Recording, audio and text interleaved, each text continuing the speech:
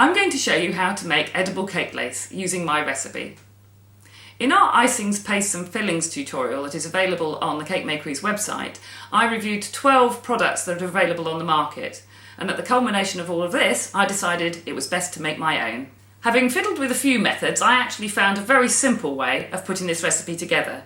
The ingredients are mostly available at your supermarket, and the mixing is as simple as it possibly can be.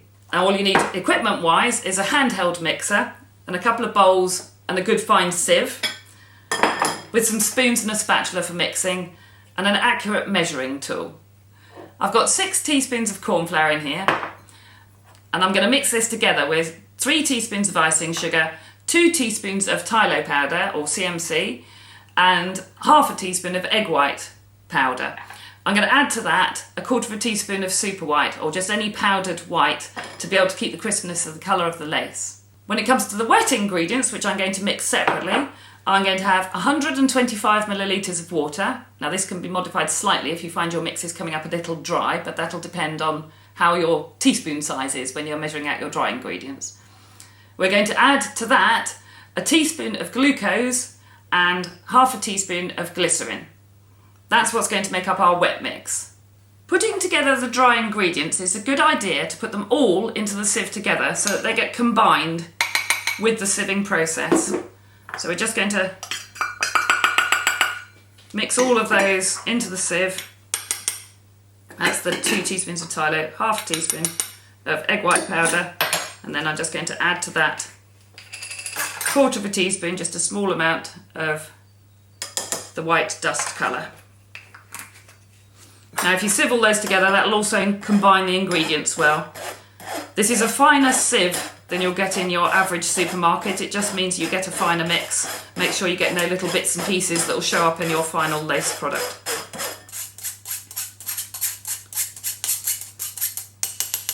Sieve out of the way, and then we can mix the wet ingredients together. I'm using a measuring cup for this just to make sure I get an accurate measure. And we want to have 125 ml, so I'm going to two lots of 150, 2 lots of 50 and 1 lot of 25.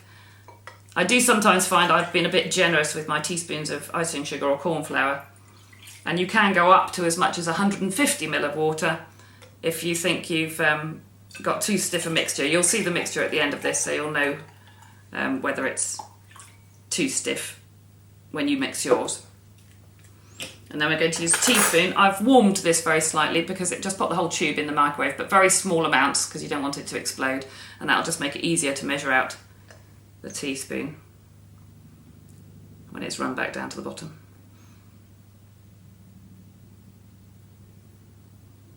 Spend our time waiting for glucose. Make sure you're doing a level teaspoon, so I'm not actually filling out the teaspoon right to the ends because it's obviously slightly higher than the teaspoon is, and that'll take a while to stir into the water. I'm actually going to use another teaspoon to do the same thing with the glycerin. And we only want half a teaspoon of this, which is somewhat a bit of a guess, but it's not quite as stiff as the... I'll get to go a tiny bit more than that. Not quite as stiff as the glucose. Stir the teaspoons in the water because it's the surest way of actually getting it all mixed through thoroughly. If this is mixed together well, then it's all going to blend together better with the dry ingredients. You'll see once this is mixed together that the glycerin and the glucose completely disappear. It just looks like water, nice and clear now. That's when it's ready to mix into your dry ingredients. So we're just going to do this by hand first of all, so we don't end up with clouds of dust with the mixer. So just pour the wet into the dry, put that out of the way, and just start to bring that together. It'll go really gloopy and lumpy to start off with, especially considering the Tylo powder that's in there. So we want to start it gently, and then we can get, once you've got the powder combined, we can get the mixer going. The mixing can take 1 to 3 minutes or so. Just carry on until it looks nice and even, and that will be your finished lace ready to go. Let me just get that off there and we can get the mixer in there. Start it on gently.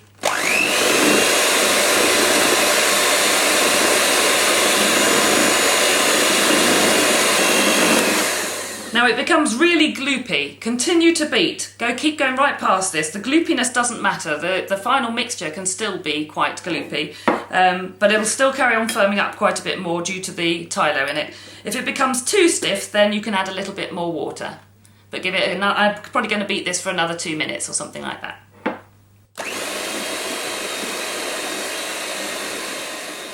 So now you can see this mixture is really quite firm now. It actually feels soft and it looks gloopy, it looks uneven, but when you spread it, it's really quite smooth and it's easy to spread. Now this is fairly thick. You could add a tiny little bit more than water to that, maybe 2 teaspoons, which would make it about 135 millilitres of water. But that is surprisingly easy to spread into the mould, which I'll now go on to show you. Having got your mixture mixed up, you can use it in an assortment of mats. A lot of the products that you see on the market, they'll tell you to only use them with the mats that they produce, and you spend an awful lot of money on very expensive mats, quite unnecessarily. Try it in anything, try any lace in any mould, it doesn't really matter. Some of them are slightly deeper, like this one, which gives you a slightly weightier looking lace. They vary an awful lot, so just experiment, but there's no reason why you can't use your lace product in any of these. The product, unlike your pastes and other things that you might be using on your cakes, doesn't dry out while it's just sitting here. It'll last to the open air for quite a long time. But once we've used this, any spare leftover, I'm just going to put in a plastic pot with a lid on. Because it's homemade, it hasn't got preservatives in it, so keep it in a fridge, but it won't last for much more than a week before it'll start to go mouldy. Obviously, this is very economical. It's less than £2 for this quantity. So it's not the end of the world if it does go mouldy, but don't try and keep it beyond a week. So take small amounts of the gloop, shall we call it, and then press it in firmly. As with any of these mats, you need to really work it into the shapes, and using a small palette knife is a good way of making sure you work around those areas and get it into all of those shapes. Now on this big mat here, I'm just going to show you how you can utilise some of the small parts of the design, which quite often mean that you get much more use out of a big mat than if you're just imagining you could only use it for the long strips. So I'm just going to work it into a couple of bits of the detail here. If I was doing the whole mat, I'd use a much bigger palette knife, clearly, and spread it over the whole thing. But there's no reason why you can't do it in small stages like this. Just make sure you've not got any excess on the top there covering over the design so you can see all of the detail. As with any of these lace products, you can quite often bake them, and if you feel like it's shrunk back in the mould after you've baked it, you can actually recoat again afterwards and bake again to make a slightly more robust lace, if you like. I like them nice and fine, so I want to try and keep this as a nice thin layer spread in there neatly. So we'll do a little bit on these other ones as well so you can see how some of these different designs come out. I'll work my way through these. Now this one is one that comes with a pot of lace. It just was a free mould with the lace. This one is one of the ones produced by Sugar Flare. These ones are little cupcake ones, or they're done for sort of small cakes and things like that, and they all have different designs. A lot of the time it's just looking at the designs and seeing what you like, rather than worrying about what the product's actually designed for. Use it for what you would like to use it for. Okay, so I've completed all the pieces of the lace mats that I wish to cover. Some of them are a little uneven, so this mat itself has a very uneven top surface, obviously a slightly cheaper mould. Work to cover the area of the design that you particularly want to pick out and just make sure you've got the detail in there. But don't worry if it does go wrong. It's very economical and you can just repeat the process. If you cook one, it comes out and doesn't work out the way you want it to, just make another piece. We do that anyway to be able to do repeat sections if you want to repeat it on lots of cupcakes and things like that. So there's no reason why you can't repeat this process and then do it over and over again for as many pieces as you require for your project. These pieces are going to go onto a baking sheet now to go into the oven. They'll cook at 70 degrees, that's a fan oven, 70 degrees centigrade, for around about 15 to 20 minutes. You'll actually get an idea as to whether they've come out okay. When you take them out of the oven, let them cool just for a few moments and then just see if they peel away readily. You'll feel the strength in it and it'll be easy to peel them off if they're ready. If they feel too tacky, then give it another couple of minutes. But do let it rest slightly out of the oven before trying. There's no harm in putting it back into the oven at a later moment if you feel it's still a little bit too tacky. Anything that's left over we can put into an airtight pot and keep in the fridge. Do remember that it won't keep for longer than a week though, so just keep an eye on it if you're going back to it and throw it away if you've not finished it all. I've taken a couple of teaspoons of the lace mix out of the pot into a plastic piping bag.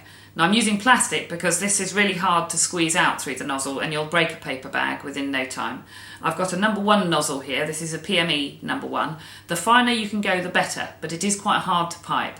Now this doesn't come out like pristine royal icing in a beautiful smooth line, as you will see, but it has some of that quality of lace, and it's ideal for those sort of details where you want to do things like ladders or maybe a cobweb, something like that. And I've got a couple of things here. I don't know if you can see that through this particular mat, this is just an oven mat, you can actually see a bit of the basis of the designs that I've put underneath. But some of them won't have, some oven liners aren't that clear. It depends on what you've got as to whether you have the ability to be able to see through, but that's obviously very useful. Now we can pipe straight onto this, because when the pieces are dry, they'll just peel off. So I'm just going to start with this little ladder through the middle, and just give you an idea about how it comes out. So it's a hard squeeze, and then just gently pull it out, and it looks like jelly on a string. Oh, got a little bubble. Just reattach. It's hard work on your hands. So that's one line. It sometimes helps if you're doing things like rope ladders to actually put a put a little dollop at the end to actually make something easy to be able to attach it to whatever you're going to attach it to. So for instance, if this is a rope ladder, then having an extra dollop at the end here will just help you give something more to fix it, and it just looks like the tie-ins of where the ladder is fixed at the top. If you need to make any adjustments, just use your palette knife, scrape it off and start again. Don't like that bit. And then you can carry on from there. It'll attach itself when it bakes, so you don't need to worry too much about joins. It's quite extraordinary stuff to pipe with, but you get quite lovely effects for things like little ladders. And I've used it for cobwebs as well. When you're piping this sort of small detail, it's actually, because it is quite difficult to pipe with this mixture, you won't want to be doing very detailed lacy designs. Keep it fairly simple. See how it comes out. Cook some and see how it comes out, because it is really effective. And the nice thing about this is you can also trim and tidy it up after it's baked.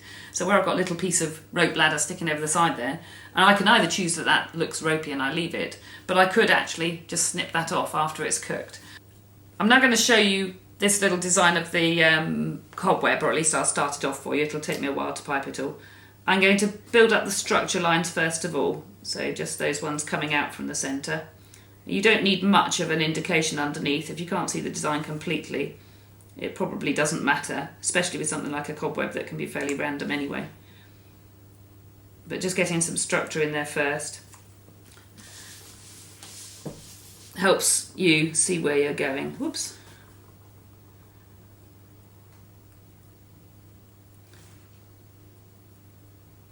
The beautiful thing about this particular lace is when it's made, when it's cooked, it remains wonderfully flexible. It's very robust, it's easy to trim up if you want to cut it and change the shape of it. It sticks to things with just water, but it'll stay soft and flexible for a very long time. So that, I mean weeks.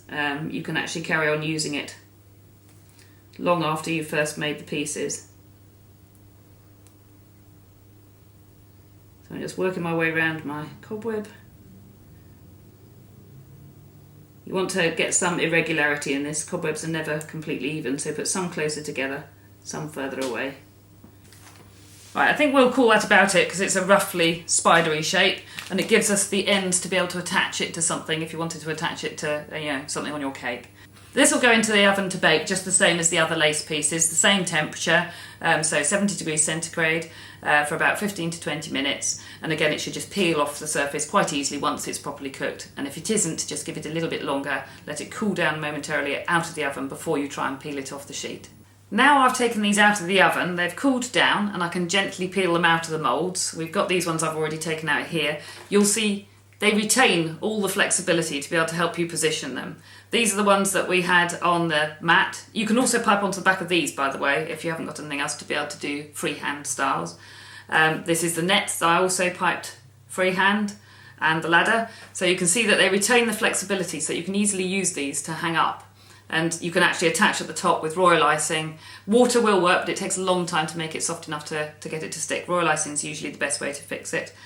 And then these ones, which I'm just going to finish taking out of the moulds, that one's already out. I'm going to show you how I trim them up sometimes. So there's one there. This is the other design we did. Make sure when you take them out that you gently start them off. Ease them out from the sides and make sure that you've got it all coming up. Because we've got all this extra bit where I spread, which I'm not actually going to use because I'm going to trim the bit I want to use away from it, it can sometimes tear into the main design. So just make sure that you're getting it all free from the mould as you go so that it doesn't actually tear it, and then you can just peel it away. You can feel the strength in it at this stage. I can feel that I can pull really quite firmly and it doesn't tear, and that feels lovely and dry, so it's very easy to work with. I can cut around the shape that I want to use and use that on a cupcake or wherever I'd like to. This one, I've taken one out here already. Let's just take the other one out. Again, they come out really quite easily, just easing away the edge to start off with. Once you've got it across one side, then you can peel it gently across the whole thing. You don't want to be risking it tearing in from the edges if you've not released the straggly details around the edge. There we go.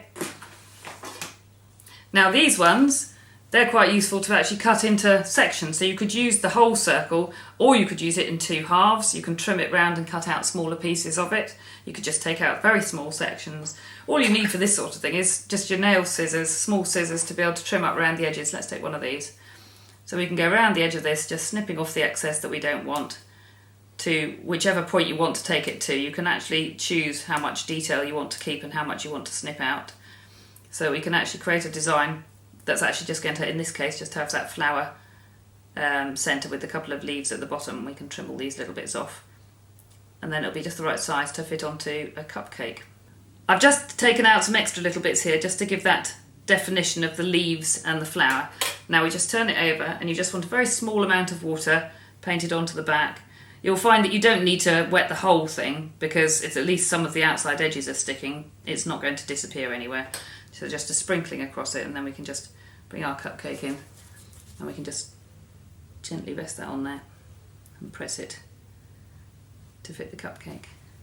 And obviously there's all these other designs, there's other options.